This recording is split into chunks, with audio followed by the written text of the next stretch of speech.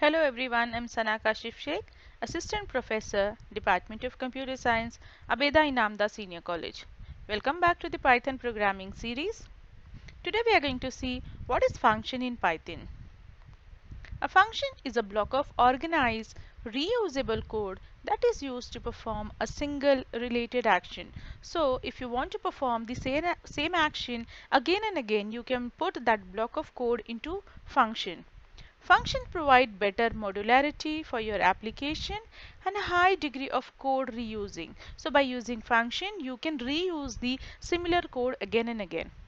Different types of functions in Python are built-in function, user-defined functions, and anonymous functions. Built-in functions. The Python interpreter has number of built-in functions and types that are always available. These are called built-in functions and they can be used anywhere in your code without the need of any importation. Next is user-defined function.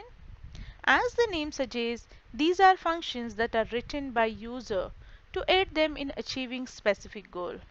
The main use of function is to help us organize our program into logical fragments that works together to solve a specific part of our problem. Now how we are going to define a function? Here are simple rules to define a function in Python. Function blocks begin with the keyword def, that is def, followed by function name and the parenthesis. So here we have to declare the function or define the function using the keyword def and then your function name and parenthesis. Any input parameters or arguments should be placed within this parenthesis. You can also define parameters inside this parenthesis. The first statement of a function can be an optional statement, the documentation string of the function or docstring, so it is optional. The code block with every function starts with colon and is indented. So that means after writing the function name, parenthesis, and then you have to give colon, and next line your code is indented. The statement return expression exists a function, optionally passing back an expression to the caller. A return statement with no argument is same as return none. So that means if you write return with no statement, that means it is a none. Syntax, see def, function name and parameters. Then you have to write colon. Then the function docstring, this is optional string. Next comes the function body and then return expression.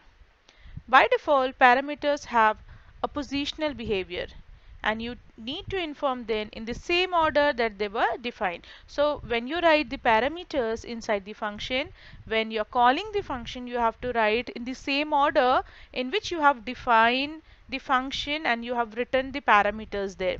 For example, def print me is my function name and I'm passing a string inside my function, colon.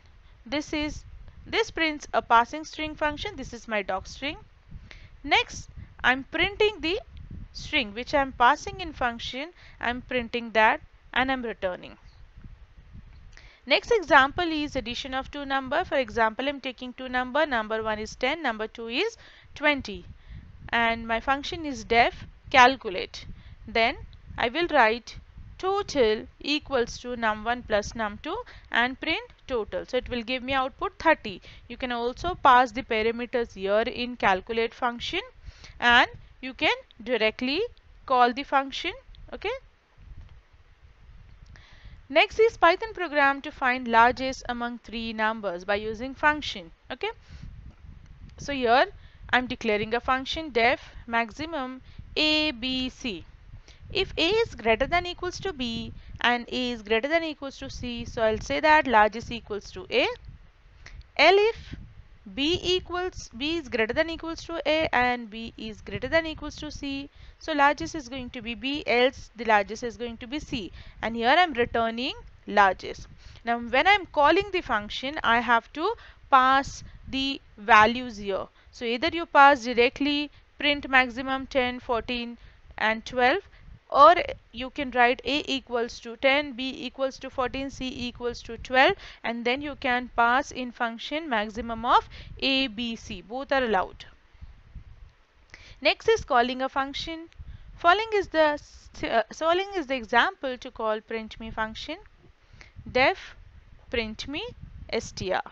So print str return. Then I have to call the function. So for calling the function, you have to write the function name, that means print me, and here I am passing the string. Okay. Next time I'm again calling the same function with another string.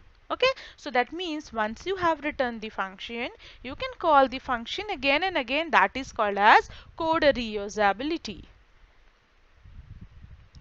Next program is a simple Python program to check whether x is even or odd. So I'm writing a function def even odd where I'm passing x. If x mod 2 equals to 0, है ना, logic. So it is even, else it is odd. Now I am calling the function even odd 2. So it will give me what? It will print even. Then again I am calling even odd. It will give me even. Oh, sorry, odd. Correct? Next is type conversion in Python. Python defines type conversion function to directly convert one data type to another, which is useful in day-to-day and competitive programming. There are two types of type conversion in Python. One is implicit type conversion and second is explicit type conversion. Implicit type conversion. In implicit type conversion of data type in Python, the Python interpreter automatically converts one data type to another without any user involvement. So for example, I'm taking x and I'm printing the type of x. It will give me int y equals to 10.6. While I'm printing the type of y, it will give me float. Correct? Then I will write z equals to x plus y. So what is the data type of z? Your interpreter will automatically convert the data type of z to float data type. This is called as implicit type conversion. See the output: x is type class int, y is of type float, and z is of type class float. So the interpreter directly converts this data type to the z's data type to float data type. Next is explicit type conversion. In explicit type conversion in Python, the data type is manually changed by the user as per their requirement. With explicit type conversion, there is a risk of data loss since we are forcing an expression to be changed in some specific data type. Various forms of explicit type conversion are explained below. So here the user is going to forcefully convert one data type to another data type.